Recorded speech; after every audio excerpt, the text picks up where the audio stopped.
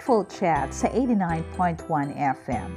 Isang oras na kaalaman, kwentuhan at kasagutan tungkol sa kalusugang pangkaisipan. Kasama ang mga psychologists, guidance counselors, and mental health experts para sagutin ang iyong katanungan at maghatid ng kanilang kaalaman. Pag-uusapan natin ang mga seryosong bagay na minsan ay hindi nabibigyang pansin. May live tawagan. Kaya kung may tanong ka, ilahad mo na. Huwag palalampasin ang Mindful Chats. Every Monday, Wednesday, Friday, and Saturday, 8 to 9 p.m. Kasama si Dr. Lane Alfanoso at Pam De Castro. Your mind, your strength. Mental health matters. Mga kaibigan, ang mental health ay mahalagang-mahalaga sa ating kabuuang kagalingan.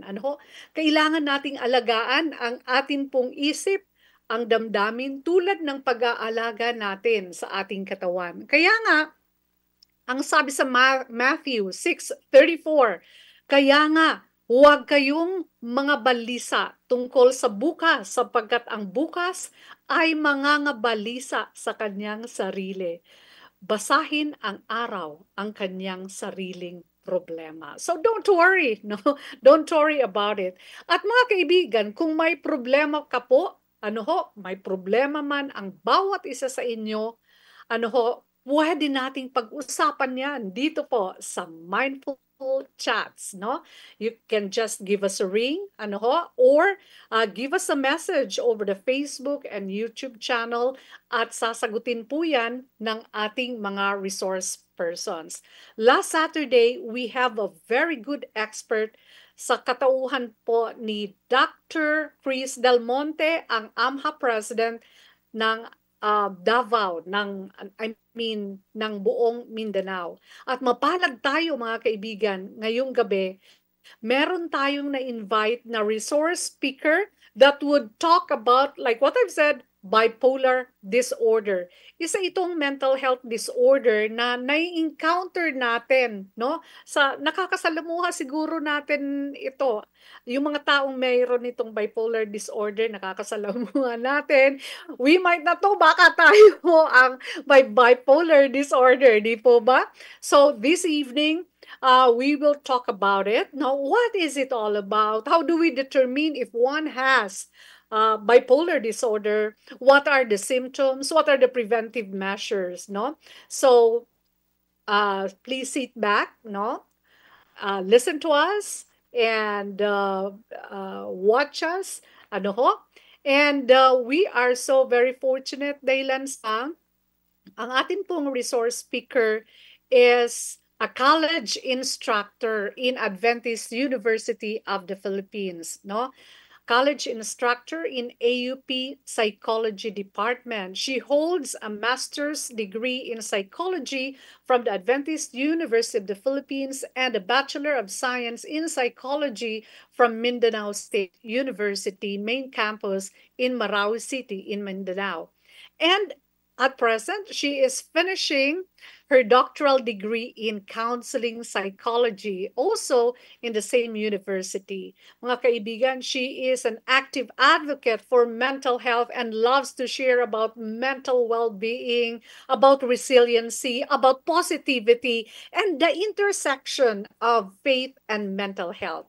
So mga kaibigan, siya rin po ay miyembro ng iba't ibang mga organisasyon about mental health and the Adventist Mental Health Association. So now, I am giving the time to our resource speaker, Dr. Cutie Cañazares. Maraming salamat, Doc Lalaine, and magandang gabi po sa ating lahat. So, sa nasabi po ni Doc Lalaine, I'm going to share about bipolar. So, let me just... Okay, while Ma'am Cutie is preparing, mga kaibigan, no? Kung may mga katanungan po kayo, just give us a ring. And makikita nyo po over Facebook and YouTube the numbers. and then mag-chat lang po kayo sa ating chat box. Just message us in the chat box. Okay, Dr. Kitty. Right. Okay, so ang topic po natin this evening is about understanding bipolar disorder. So bakit nga ba bi? Bakit hindi uni? Bakit bi? So, but before that, gusto ko po itong i-emphasize kasi minsan inaiisip natin na kulang lang siya sa pananampalataya or kulang lang sa prayer kaya siya may mental health problem. Pero I really love how Ellen G. White puts it, no? In my life today, June 23, sabi pa niya, in our association with each other, let it be ever remembered that there are chapters in the experience of others that are sealed from mortal eyes. Ibig sabihin na may mga bagay na hindi natin nakikita sa isang tao. Kahit nakasmile pa yan siya, hindi natin alam yung mga experiences na pinagdaanan niya. There are sad histories that are written in the books of heaven but are sacredly guarded from prying eyes. So may mga masasakit na mga karanasan na hindi natin alam. There are stand-registered long, hard battles with trying circumstances arising in the very homes na kahit supposed to be ang pamilya ang safe place natin, pero for some other people, it's the worst place to be. That day by day, sap the courage, the faith, the confidence until the very manhood seems to fall to ruin. And yan na ang kababagsakan. No, bakit nga ba may mga mental health problems itong mga tao? Kasi din sa mga experiences, mga bad experiences na nangyari sa kanya or even mga genetics vulnerability. So, ang gusto ko lang ipahatid at this very point is that hindi natin pwedeng ma-judge ang taong na kulang lang siya sa faith or may kulang lang siya sa pananampalataya kaya siya nagkaroon ng mental health disorder. And this is also true sa ating pag-uusapan ngayon about bipolar disorder. So ano nga ba itong bipolar? So from the word itself pa lang, bi, ibig sabihin dalawa. Ang depression actually is called unipolar disorder. Another term is unipolar kasi isang polar lang siya. Kung about poles, kung may dalawang poles, so bipolar na. Pero kung isang pole lang, ibig sabihin unipolar. So ang depression, unipolar kasi isang mood lang ang nagmamanifest. Pero sa bipolar, from the word itself, bi, so may dalawa siyang mood na nagmamanifest. So these are brain disorders that cause marked shifts in a person's mood, energy, and ability to function. So ibig sabihin na ang tao ay may iba-iba ang kanyang mood, nagbabago ang kanyang mood, nagbabago ang kanyang energy, nagbabago din ang kanyang ability to function. Ibig sabihin, episodic ito na nangyayari. So hindi man ibig sabihin na all throughout the life of a person na may bipolar ay iba-iba talaga ang kanyang mood. Hindi naman laging ganon. So it has extreme and intense emotional states. Alam naman natin na naturally minsan nalulungkot tayo, minsan masaya tayo, but then sa mga taong may bipolar disorder, extreme ang kanyang mood, no? Minsan napakasaya niya, napakaligalig, na ang dami-dami niyang nagagawa. Minsan naman napakalungkot niya, halos wala na siyang magawa, ayaw na niyang tumayo, ayaw na niyang pumunta sa eskwelahan, and so on. So that occur in distinct periods called mood episode. So nag-e-episode siya. Episode niya na masaya siya, na maligalig siya, na ang dami-dami niyang gustong gawin, ang dami-dami niyang plano. Episodic din na nade-depress siya, wala siyang ganang kumain, and so on and so forth. So what is the prevalence ba ng bipolar disorder? So sabi ng World Health Organization, it affects 45 million people worldwide. Ganun kadami. And one survey of 11 countries found that lifetime prevalence of bipolar disorder was 2.4%. So ibig sabihin, so 45 million people na yan, 2.4% sa kanila ang may lifetime na may bipolar disorder. Ibig sabihin, whole life nila yun, nagsasuffer sila sa bipolar.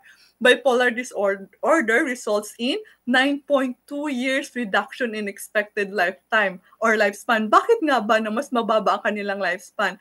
Kasi most of them during the depressive side ay may suicidal ideation or even suicidal attempt. Kaya or lower na or mas mababa ang kanilang life expectancy because of that tendency.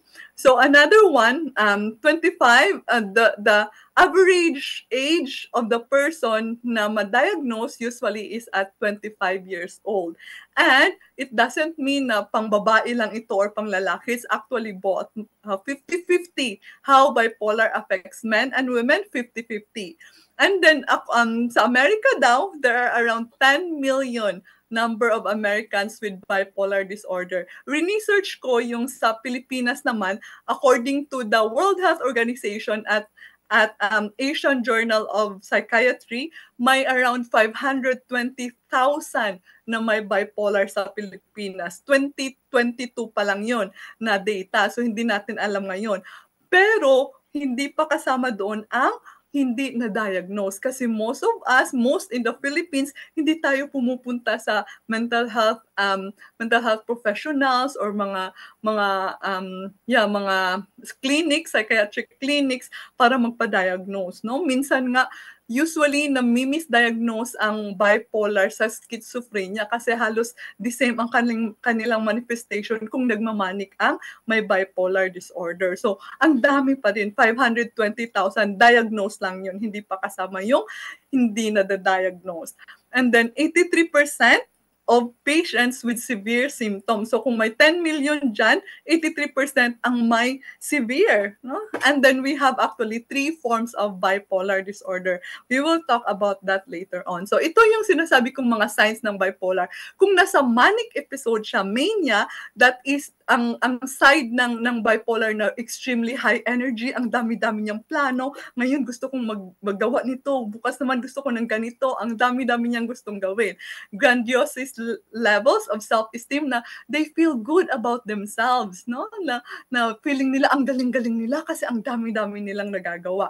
There is that loud and rapid speech. I've had an experience na nakipag-usap ako sa taong nasa manic episode. Grabe, ang bilis na parang ikaw na lang ang hihinga para sa kanya kasi nga ang bilis-bilis niyang magsalita. So naisip na namin, nasa manic episode itong taong to. And then there is that very little need for sleep. For some, hindi nga sila natutulog for 3 straight days or 3 straight nights kasi ang dami nilang gustong gawin and gusto nilang gagawin yun at that very moment. So hindi nila naiisip na kailangan nilang matulog. And then, the last one is engaging in risky behavior. Yung iba nag-shopping spree, kaya nilang magbili ng ilang milyon or ilang thousand na pera, no, for that one day lang. So nag-shopping spree, or others unprotected sex, or even risky behavior na pagda-drive na kabilis-bilis. Kung after niyan, usually, pag after ng manic episode, pupunta yan sa depressive, which is feelings of lethargy. So as you can observe, napaka-extreme talaga, from napaka-aggressive, napaka-energetic, napunta siya sa very low naman. Feelings of lethargy, walang gana, both physically and mentally. They feel so exhausted. A sense of personal worthlessness. So as you can observe, magkaiba talaga. Ang mania, may feeling of grandiosity siya, na ang galing-galing niya. And then sa depression, ma-feel na naman niya na wala akong silbi sa buhay, worthless ako, hindi ako magaling, wala akong value. And also, either they eat too much or too little, then overwhelming sadness and the thoughts of suicide. So that is the extreme signs of bipolar, the manic and the depression. So as what I have mentioned, meron tayong 3 uri ng bipolar disorder. Una is bipolar 1. So, simple lang talaga siya. 1, 2, no, ganun lang. Bipolar 1 disorder. Ano naman itong bipolar 1? It has manic episode. When you say manic episode, yun yung extreme na to the extent na hindi na nakaka-function dahil sa sobrang energetic na siya, na nagsha-shopping spree na. So, hindi na tama yung, hindi na siya according sa normal na tao, no? Na ang dami-dami niyang pupuntahan, ang dami-dami niyang plano sa buhay on that one day. That is manic episode. And again, mania or manic episode, nawala na yung functionality niya, no? Hindi na siya hindi na siya functional na tao. And then it is preceded by or maybe followed by hypomanic or major depressive episode. Hypomanic from the word itself, manic siya pero hindi ganun ka-extreme sa manic or full manic episode. Hypo lang, no? So lower than the hypomanic. When we say hypomanic, ito yung mga type ng mania or manic episode na functional siya. Ibig sabihin kung may gusto siyang gawin, nagagawa niya. Kung gusto niyang matapos ang kanyang thesis or dissertation, nagagawa niya. So, very functional siya. So, that is from manic, pwede siyang mag-lead to hypomanic before siya mag-depressive, or pwede din from manic, diretso siya sa depressive. Ang kaibahan lang sa bipolar 1 is that kung nag-manic episode siya, it require hospitalization na. Kasi ganun na ka-dysfunctional ang kanyang manic episode na hindi na siya kumakain, hindi na siya natutulog for how many days, tapos iba-iba na ang kanyang sinasabi. So ito yung sinasabi ko na minsan na may misdiagnose ang bipolar sa schizophrenia kasi nga kung ang person ay nasa manic episode siya, minsan na-associate siya sa schizophrenia na symptoms. Kasi may mga type pa din or specifier sa bipolar 1 like with psychotic features. Kung with psychotic features na halos the same na talaga yun sa schizophrenia, no? Na parang lagi na lang siyang nagsususpetsa sa mga tao. So may psychosis na siya at that time. So that is bipolar 1. Again, sa bipolar 1, needs na ng hospitalization kung nasa manic episode siya. Ang bipolar 2 naman, wala siyang manic episode. Hypomanic lang siya. So that means very functional siya, nakakagawa siya ng assignments, nakakapag-associate siya sa mga tao, nakagawa ng work niya. So very functional ang kanyang hypomanic episode. Pero ang problema sa bipolar 2 is, ang reklamo talaga nila is the major depressive. Yun ang the reason na magpapa-hospital or magpapa-admit ang bipolar 2, it's because of the major depressive episode na hindi nila gusto or hindi nila kaya yung major depressive episode nila. But again, sa bipolar 1, na-hospital sila dahil sa manic nila na episode, which is hindi naman sila ang gustong magpa-hospital, but usually it's the relatives na ang magpapa-hospital sa kanila kasi nga iba na siya, no? Ang very dysfunctional na. And then the last one, this is the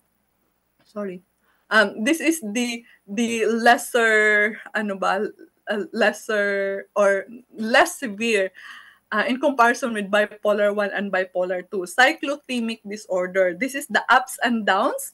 The ups and downs are more frequent. So mas frequent ang kanyang hypomania and depressive, pero hindi siya major depressive, hindi din siya manic. So puro lang siya less severe than the bipolar 1 and 2. So it can have these swings for a longer period of time, diagnostically 2 years. So usually binibigay lang to sa mga taong may hypomanic and depressive episodes, pero hindi naman ganun ka-severe. And usually after 2 years pa yan, masasabi na, that is cyclothymic disorder. So with that, naintindihan, hopefully, na naintindihan natin ang kaibahan ng bipolar 1, bipolar 2, and cyclothymic disorder. So what are the risk factors ng bipolar?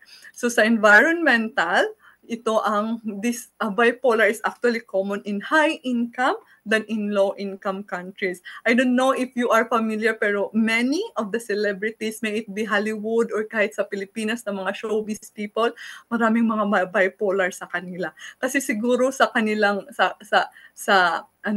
type of work nila na they can shop anywhere, they have all the money that they wanted. Kung manic yan sila, hindi man lang napapansin na nagsha-shopping spree na or whatever, no? Kasi meron naman silang pera. And also with the pressure na people are looking at them, ang taas ng tingin ng mga tao sa kanila, tapos babagsak lang or may viral na nangyari, so magiging depressive. So that is one of the risk factors, no? The high income people are risky in the bipolar disorders. And also sa mga taong separated, divorced, or widowed individuals. So yan din. So in short, the environmental factors, it could be some because of the social factors, that means sa relationship, pag may breakups, ganon. It could be that. And another one is yung sleep. Very important talaga ang sleep when it comes sa bipolar disorder. Pag interrupted na ang sleep, ang taas din ng risk factor na magkakaroon ng bipolar. Another one, kung sa genetic naman and physiological na bahagi, family history is strongest and most consistent risk factor. It is 10 times increased risk among adult relatives of individuals with bipolar 1 and bipolar 2. So that means na kung ang parent mo or mama mo ay may bipolar, there is a tendency din na magkakaroon ka din ng bipolar. Ang taas ng genetic factor din talaga ng bipolar. And yeah, so that's it. Let's proceed with the treatments. Treatments niya is medication. Pinaka-importante talaga ang treatment, and it is usually through lithium-based. Ang ano lang dito sa treatment ng bipolar, as what I have mentioned a while ago, mataas din kasi ang kanyang yung magstay siya for long period of time. So, ang medication is very important. Usually, ang medication, it's for a lifetime. No? So, for a lifetime talaga siya. So, kung na-diagnose ka na ng bipolar, yung medication mo ay for a lifetime, except lang kung sasabihin na ng doktor na pwede mo nang bawas-bawasan. Pero napaka-importante talaga ang medication. Ang problema lang dito is that dahil napaka-effective ng medication, ang mga pasyente, especially that they don't like the side effect, ang mga pasyente, they feel like hindi na nila kailangan kasi na-feel nila na okay na ako, no? So, pwede ko nang hindi inumin itong medication. And hindi pa yan napapansin agad na may changes kung mag-disrupt ka ng medication kasi ang effect niya is around 2 weeks, no? 2 weeks pa yan mag-effect. Example, hindi ka nakainom for today, kahit uminom ka the next day, ang effect ng hindi mo pag-inom ay 2 weeks pa. So, hindi mo minsan na-associate na dahil yun sa pag-disrupt ng pag-inom mo, kaya ka nag-episode ulit. No? So, very important talaga ang medication sa bipolar. So, never ever na mag-change ang dosage ng sarili mo lang, hindi pwede talagang i-change ang medication. Kahit ang oras ng medication, hindi din pwedeng i-change. Kasi nga, nakatimpla talaga or naka-design talaga yan para sa iyo, no? So kung may reklamo man, always go back to your psychiatrist na sabihin mo, Doc, hindi ko gusto ang side effects, ano kaya ang pwedeng gawin? So the doctor could make some changes as well, pero never ever do some changes na ikaw lang, no? So napaka-importante talaga ang medication for bipolar. Another one is psychotherapy. So of course, kung ma-tame na ang extreme mood, no? So maganda na magka-counseling or psychotherapy din kasi at that time at least ma-aware ka kung ano ba itong bipolar, ano ba dapat ang mga gagawin mo pag may signs na and symptoms na magkaka-episode ka ulit, no? So at least you are aware and ikaw mismo alam mo sa sarili mo kung kailan at kung paano i-deal ang episodes or kung anong dapat mong gawin. And then, so if worst comes to worst, the next in line is the electroconvulsive therapy. So ito yung maliit lang naman na electricity ang ipapa sa brain mo, sa scalp lang actually, no? Idikit lang yan dyan. And then parang i-electrocute, pero it's not painful at all. And it will only last for 10 to 15 minutes na electricity na pinapadaloy lang sa utak mo. Pero again, after electroconvulsive therapy, kailangan pa ring mag-medication. So, ang electroconvulsive therapy, binibigay lang ito sa mga worst na talaga na cases na hindi nagre-respond sa medications. No? So, yan ang pinaka-last na ibibigay. NCMH actually has electroconvulsive therapy. And then, of course, the family therapy and support groups. This is very important kasi nga, as a person na may bipolar, hirap mong intindihin ang sarili mo, and ang hirap din humingi ng support ng mga taong hindi nakakaintindi sa'yo. So, maganda din na magkaroon ng family therapy, maintindihan ng buong pamilya ano ba talaga itong bipolar. And most especially na bipolar disorder can create somehow makaka-create siya ng hindi maganda din sa relationships within the family. So mas maganda na mas maintindihan ng mga kapamilya ang taong may bipolar, and also the support groups. Kung merong mga bipolar din na mga support groups, mas maganda din no na magkaroon din ng ganun para magkaintindihan ba na parang ma-feel mo na hindi lang pala ako ang may ganitong sakit. Yun. And then, how about ways to cope kung ang tao or ikaw mismo ay may bipolar? First is to keep a regular routine. Very important talaga to na like ang you have the same time or parehong oras sa pagtulog, parehong oras sa pagkain, 3 times a day, the same routine dapat 'yan. Kasi kailangan ng body natin ng regular routine. And kasi nga sa bipolar, ang tendency is that pag nasa manic episode, hindi nakakain, hindi natutulog kasi hindi nila yun nafe-feel na kailangan nila kasi napaka-energetic nila. Napaka-energetic, ang dami kong energy. So, hindi nila yun kailangan. Pero again and again, kailangan ang regular routine. Kahit nasa manic episode, dapat matutulog ka pa rin. Dapat may although it is easier said than done, no? Kung nasa manic episode. Pero yun, para at least ma-practice na yung katawan mo, yung biological clock mo na mag-follow sa pattern na yun. Na pag alas 12 na, lunchtime na talaga yan. Pag alas 7, breakfast talaga yan or dinner talaga yan. No? So, ang tiyan mo mismo magsasabi sa'yo. So, yun, keep a regular routine. Another one is make healthy choices like eat healthily, don't kung pwede bawas-bawasan or wala na talaga yung mga stimulating drinks or stimulating foods, no, healthy and balanced meals, exercise, the new start, no, diyan talaga yan papasok, healthy choices, and of course the sleep schedule. Dapat plenty of sleep pa nga. Plenty of sleep. Sleep is very important talaga sa mga may bipolar. And then connect with peers. So it is very important as well na wag i-isolate ang sarili. Makipag-connect sa mga tao. Wag mahiya. No, wag mahiya na may ganito ako. I am less of a human. No, hindi naman ganun yun. So, no, connect with peers.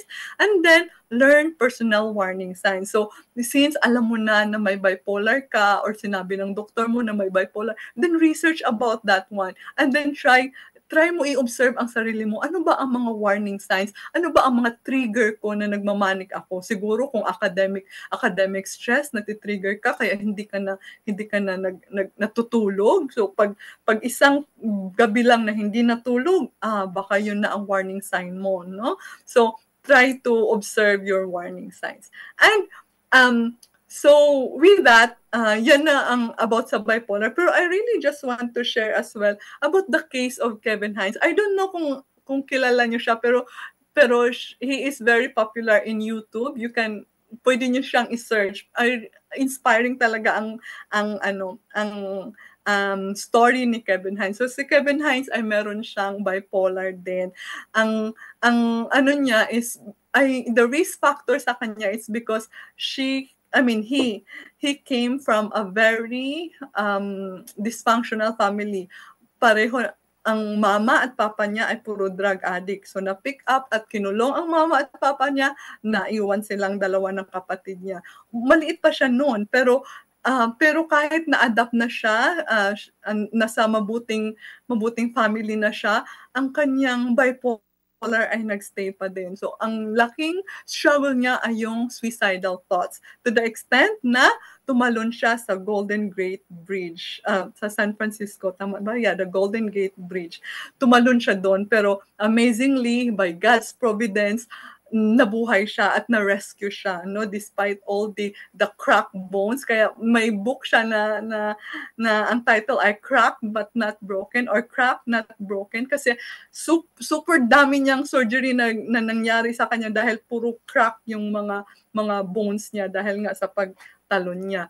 So at that time, may mga miracles na nangyari sa buhay niya and so on. Ang ganda talaga ng story niya. Pero after that event, naging advocate siya ng anti-suicide. So ang kanyang tagline ay "Be here tomorrow", no? So it's more on anti-suicide, and as of now, meron pa rin siyang mga episodes, meron pa rin siyang mga suicidal thoughts, pero since aware na siya masyado sa kanyang sarili, sa kanyang sakit, alam na niya yung mga warning signs niya. And also, with the help of his wife, ang wife na mismo ang nagsabi na, "Oops, you're doing it again. It seems like papunta ka na naman sa manic episode mo, or papunta ka na naman sa depressive episode mo." So with that, alam na niya na, okay, kailangan kong sundin ang asawa ko kasi as of now, I am not on my right mind. So parang ganun ba na alam niya sa sarili niya na may kahinaan na ang kanyang way of processing sa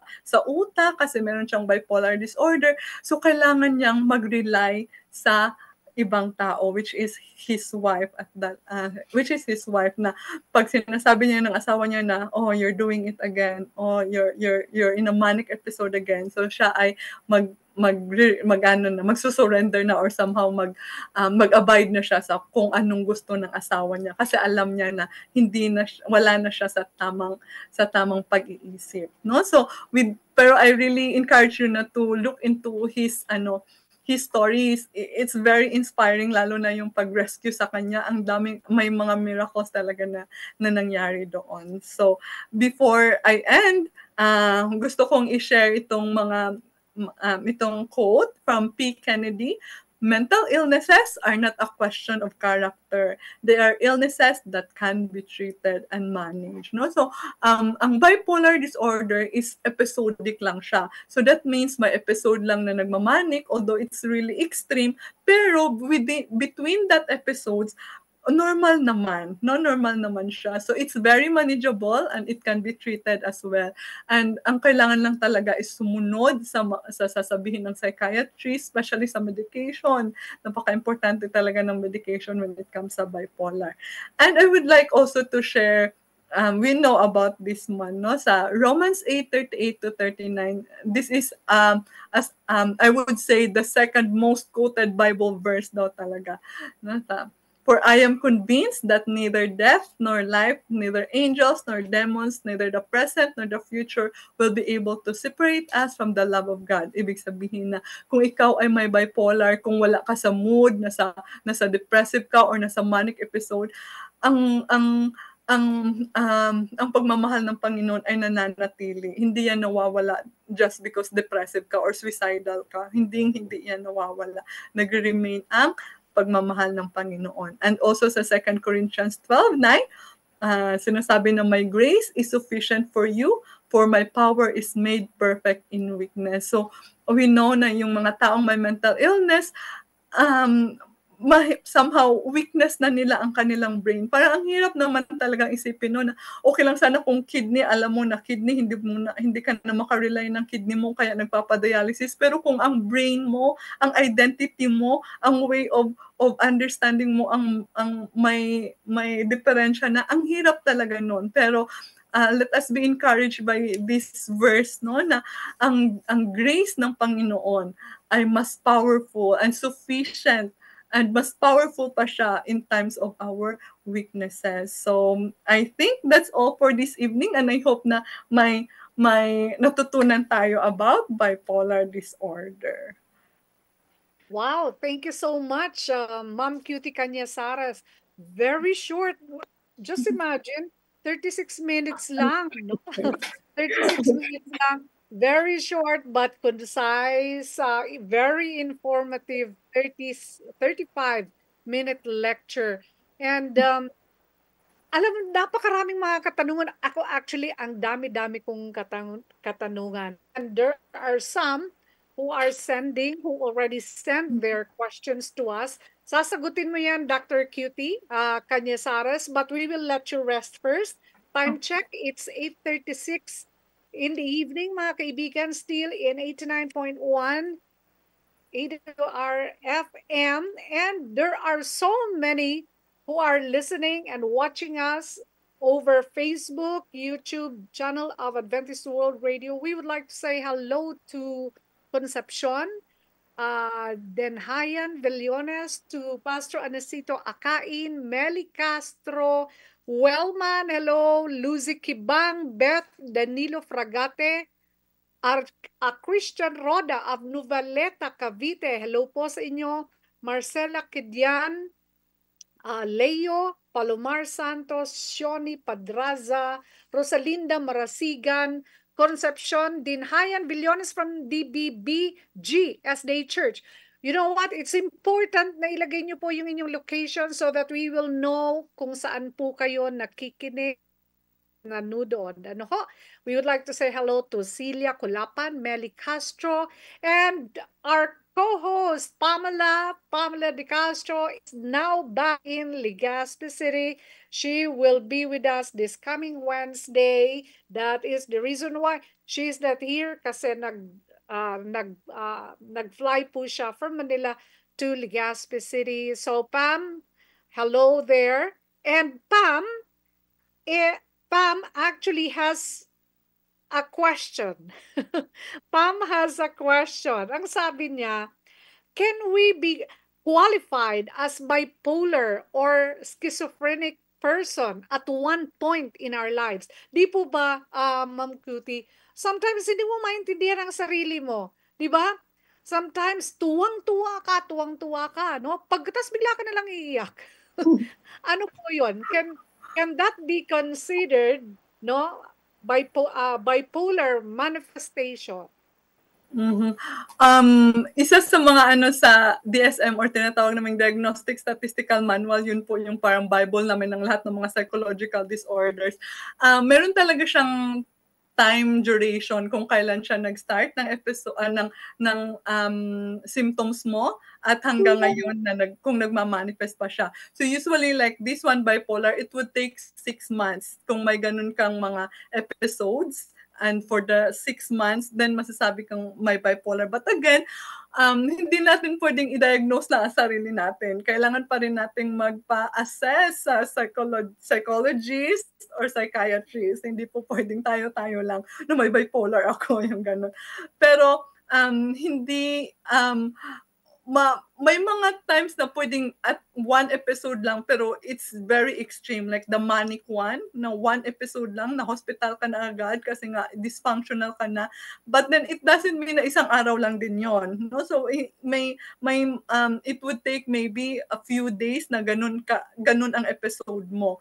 Pero again, hindi lang siya yung parang normal na masaya ka or iiyak ka na agad and all.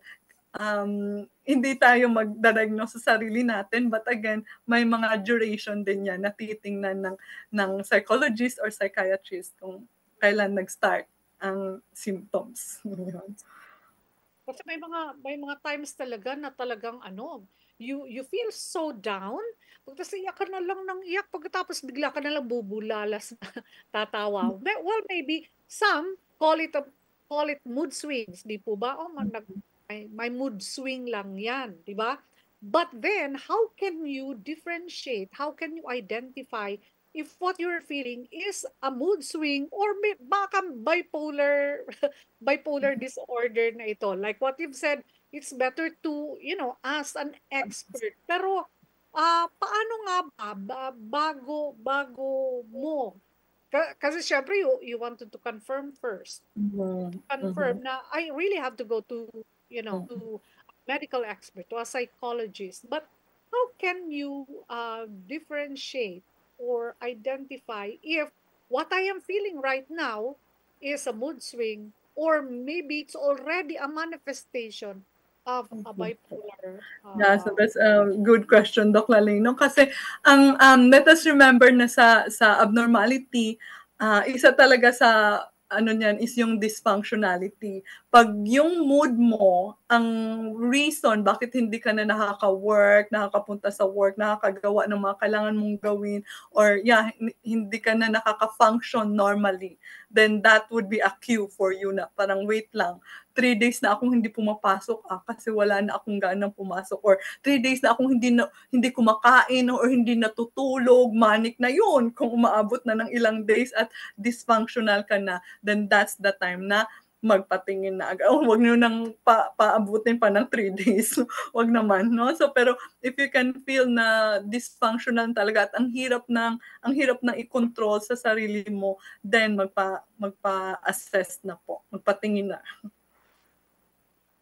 Okay, Doc, may nagtanong, what are or can stress daw? Di ba? Lahat tayo na-stress, di ba? Lahat tayo na-stress. It's part of our life, no? So, ang sabi dito, there are so many stressors in life, and can stress trigger an episode of a bipolar, or can stress trigger having a bipolar disorder, having a bipolar disorder? Yeah. Yeah, ang stress po talaga, nakakaano yun, especially baka either it would lead to a manic episode or it could lead to a depressive episode. Like, usually, I know someone na parang na-diagnose siya ng psychiatrist na bipolar, pero hindi naman yun nagtagal. Kasi nga, stress-related talaga yung pagka-bipolar niya, na to the extent na sa dami-dami niyang gagawin, hindi na siya natutulog, hindi na siya kumakain, kaya nag-manic na siya at that time. Tapos after ng manic, syempre naubos na yung energy niya, nag-depressive naman siya, bumagsak na naman siya. So, yun, parang nung nagpatingin siya, na-diagnose siya ng bipolar, pero later on, nawala lang din yun. No? So, parang it was really stress-related para sa kanya. Yeah, so it's very possible po. Kaya it's very important to handle our stress well. Oo. So, sabi niyo po kanina that there are so many people, especially those who are very popular, yung mga kilala natin, mga artista, mga rich and famous, na bipolar, pero na-manage nila kasi meron silang pera para punta sa mga experts. No? But how about those people who don't have money, no? Para pumunta sila sa sa mga medical experts. Wala nga silang medication. Can people with bipolar disorder lead normal lives? Yeah, of course. As long as ma-manage po ang kanilang episodes. So yun lang naman talaga ang problema doon pag nag-e-episode siya. Even without medication? Without medication? Kung cyclothymic siguro kaya, pero kung bipolar 1 and bipolar 2, parang ang hirap po ng walang medication kasi bumabalik at bumabalik ang episode. Nagkaka-episode talaga sila ng manic and depressive without medication. So, kailangan talaga yun, no? Importante talaga ang medication sa bipolar na disorder. So, I don't know. Kasi ang problema kasi po dito, Doc Lalena, kunyari, pag depressive na sila, ang taas ng suicidality. Ang taas talaga ng suicidality na to the extent na it may lead to death talaga. Kasi nga, kung sa manic naman, napaka-energetic, ang taas din ng energy nila. Pwede silang mag din doon. Kung may suicidal ideation sila, pwede nilang ituloy yun kasi ang taas-taas ng nila ng motivation. Pero kung depressive din, ganun. So, parang ang hirap maging functional na may bipolar 1 at bipolar 2 without medication. Ang hirap lang. So, it is very important for our listeners to know na it is important na we identify na we have this kind of disorder.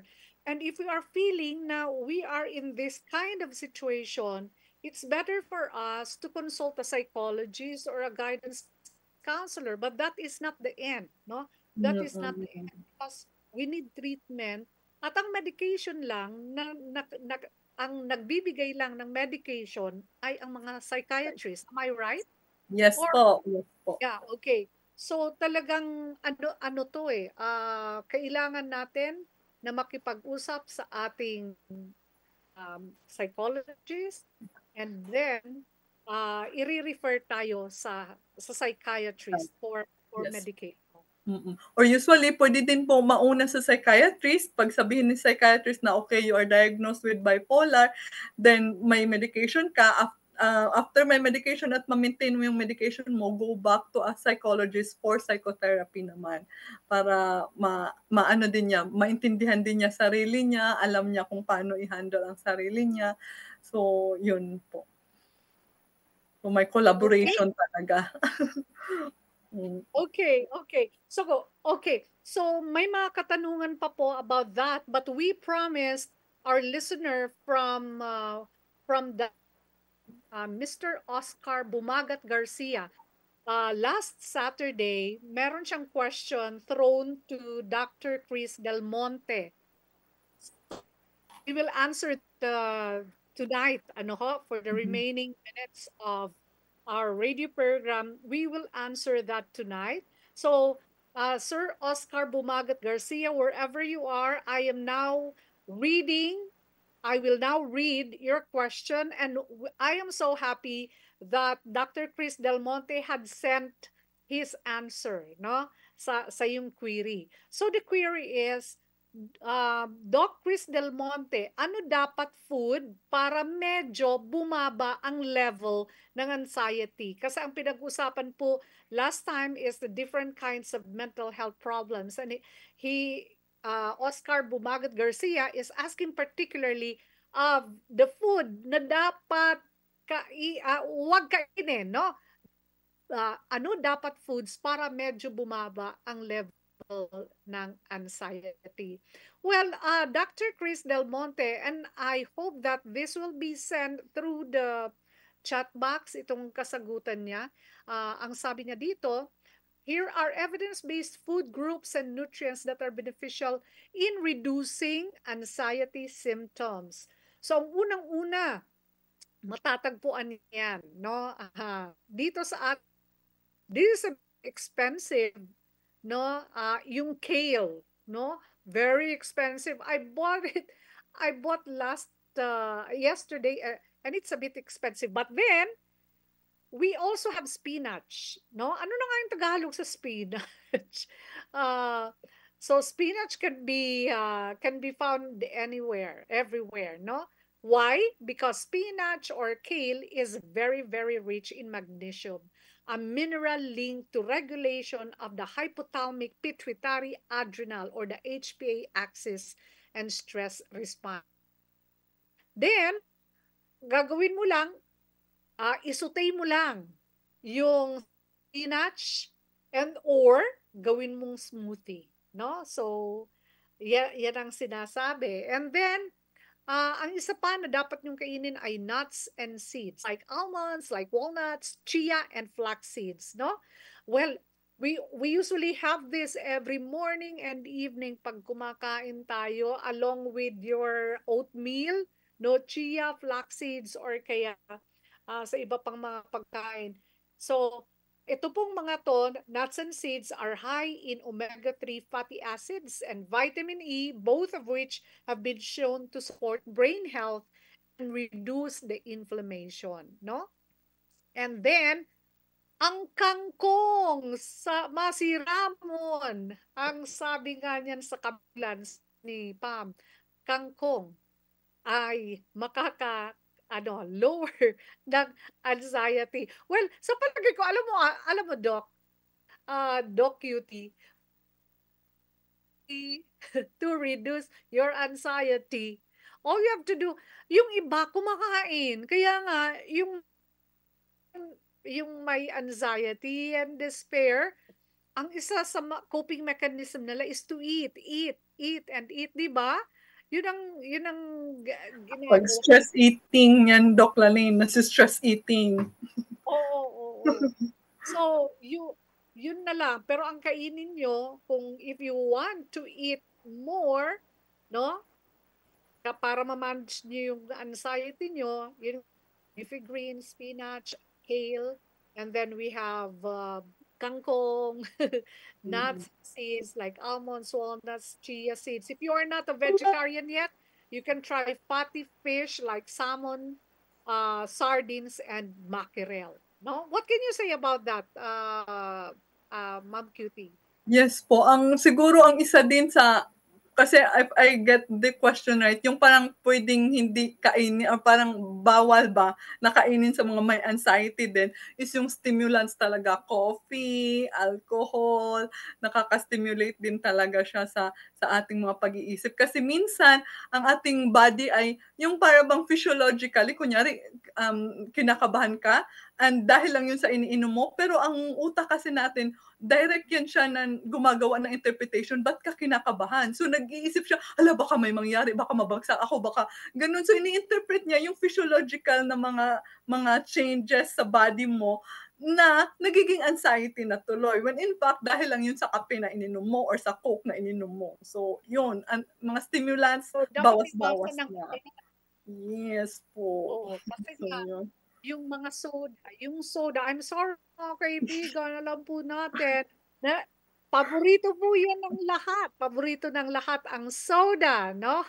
Ang coffee, but like what our resource person had said, is a stimulant. It can our brain at magkakaroon tayo ng stress, anxiety.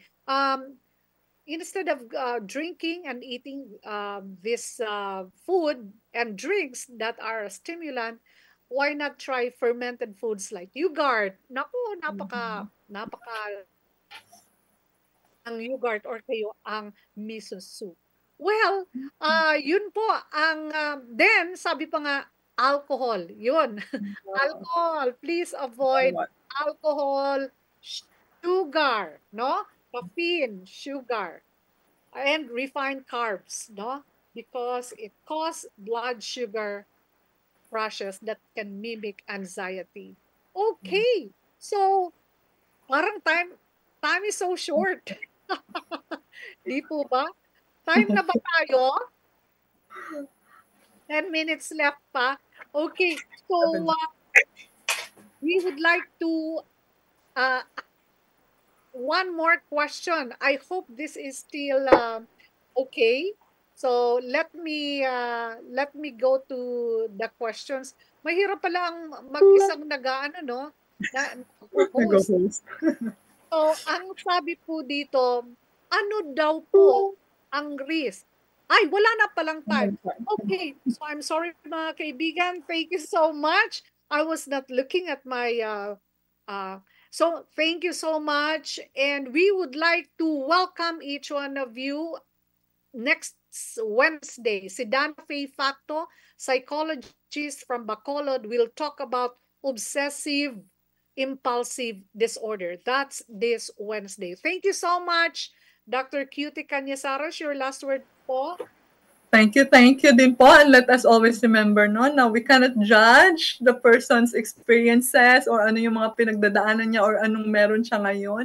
And also, always remember na mental illness is not a weakness of character. No? So it's not a weakness of character, but then let us remember that God is always there for us and He can heal us.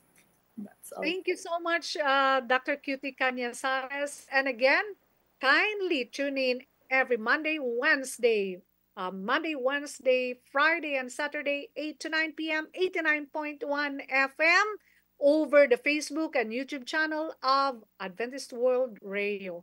This is your host, Lalaine Saron Alfanoso. Nagpapasalamat, your mental health matters. Thank you po. Bye-bye. Good evening.